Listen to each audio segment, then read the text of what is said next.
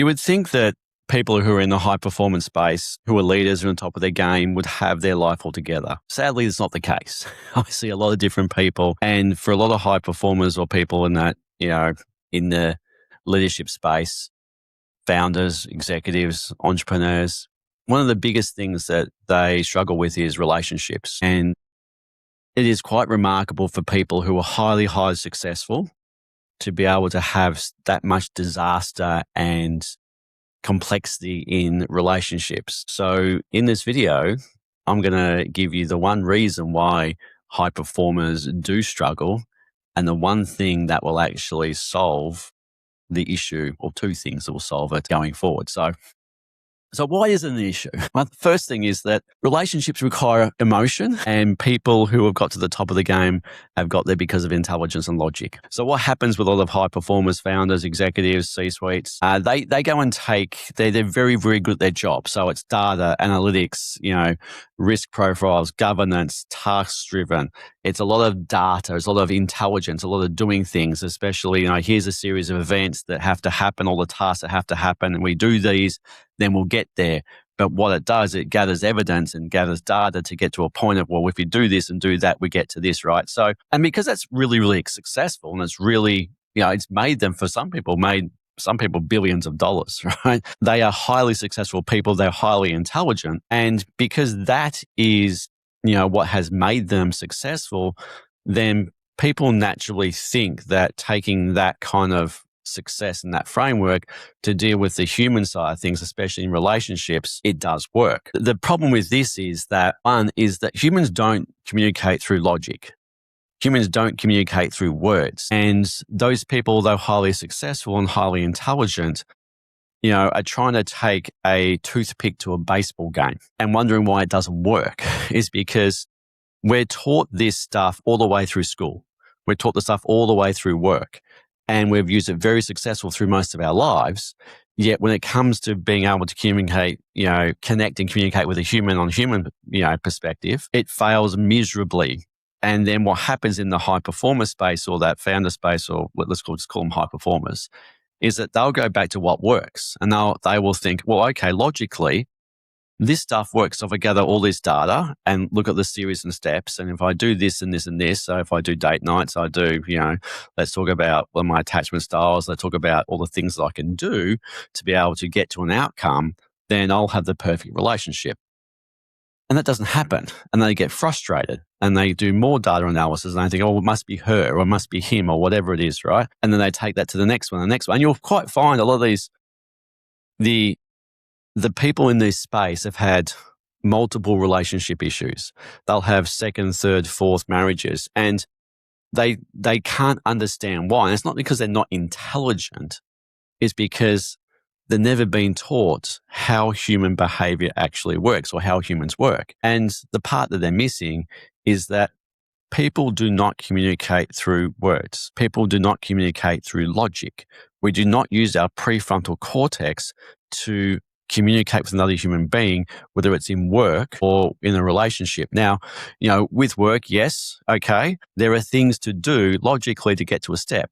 But that's not a human. A corporation and work is not human, okay? Dealing with another human requires you to understand that humans are driven from hormones, emotions, feelings, and the part of the brain that is in the limbic system, okay?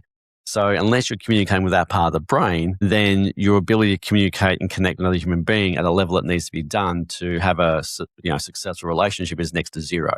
You'll fail every single time and wonder why it's not working, because you will start to think, I'm actually doing this correctly. All the stuff I used at work actually does work, but here it doesn't work. And then you'll blame somebody else for the situation. And it's like, but I'm really intelligent. Why isn't it working? So what I'm trying to say is the fact it's not your fault, right? People who are highly intelligent usually have the most issues in relationships.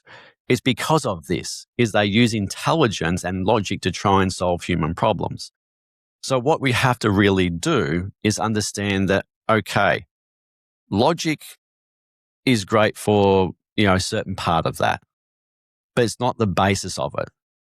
So if you understand the fact that people operate beyond words, they operate in what emotion am I trying to get out of this person? So for example, if you were trying to get a a result out of a communication between you and your partner.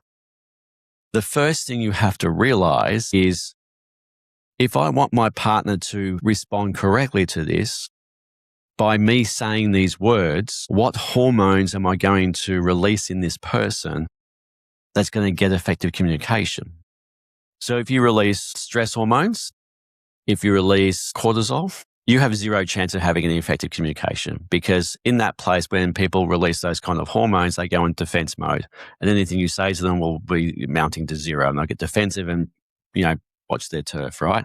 They'll never, ever listen to you. So you've got to start thinking, by me saying this, am I going to release something like oxytocin or serotonin or dopamine in that person? Because if I can release those kinds of hormones in that person, then they're more open to communication to what I'm saying. See the difference? Whereas most people just sit here and talk about facts, logic, data, and all that kind of stuff. People don't do stuff based on facts, logic, or data. People make decisions purely on the fact of, emotions, feelings, and identity and stories. Okay. The other part is that understanding how someone sees you. The other part is that you're not in a relationship with the other person. That person never ever knows the real version of you. Only you know that. They have a version of you inside their head that they've made up themselves. And unless you know that, you've got no chance. And this is something that when I say to the people I do coach about the fact that the version of you that you think that you're seeing is not it. You need to understand the version of you that's inside their head.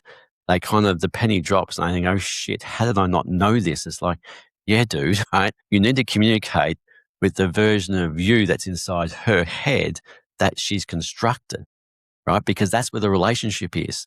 The relationship's not with you.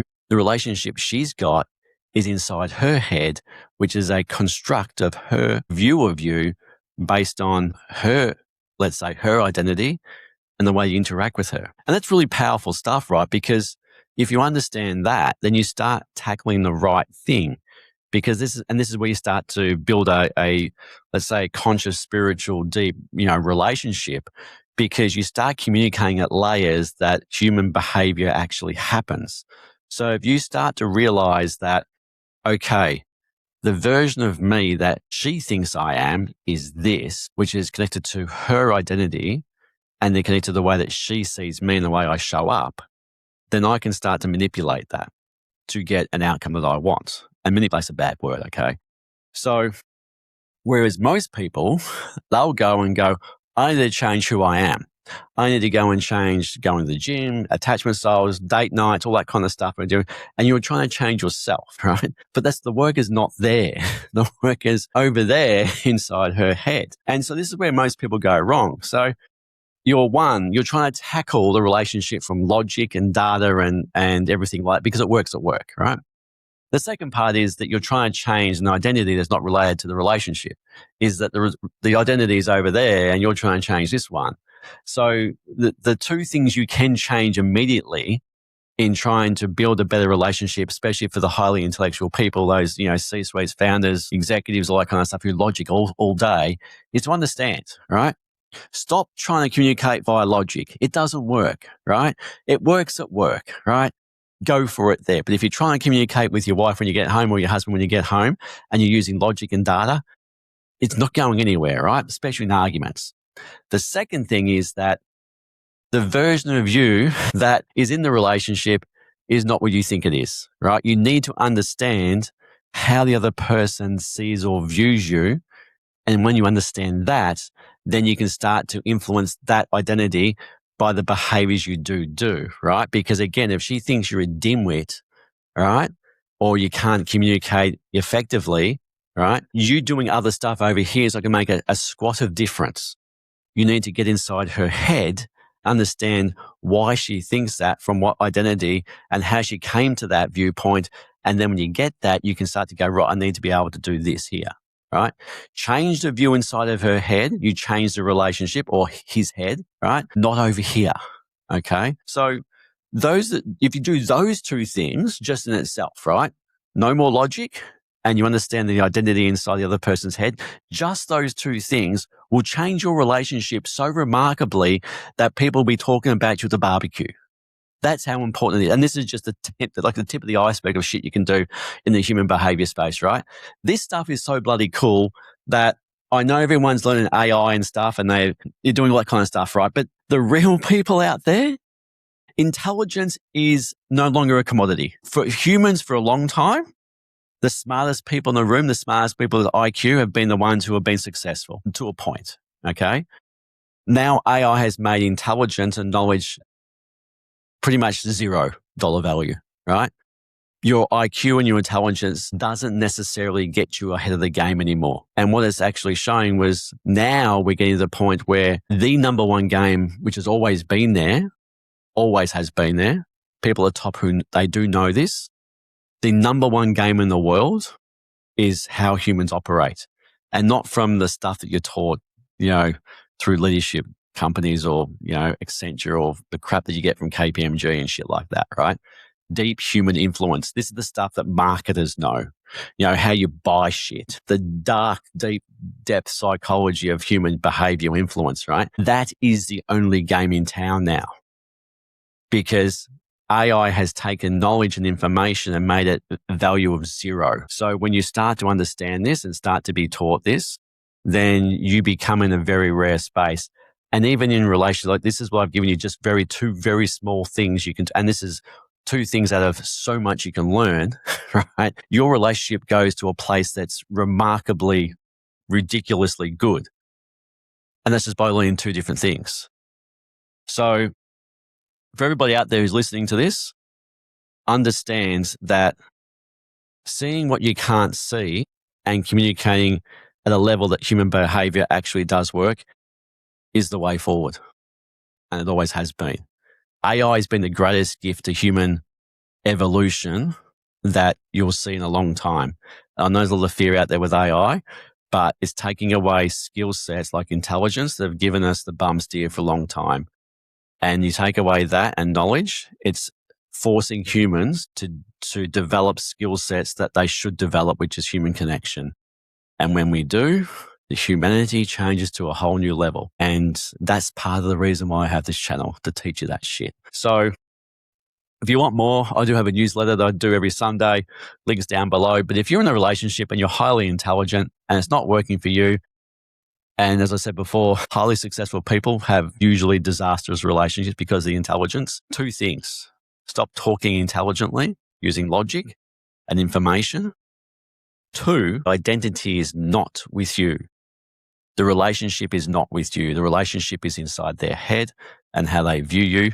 And once you understand that and see that and develop that into a different version, the whole game changes. So try it out.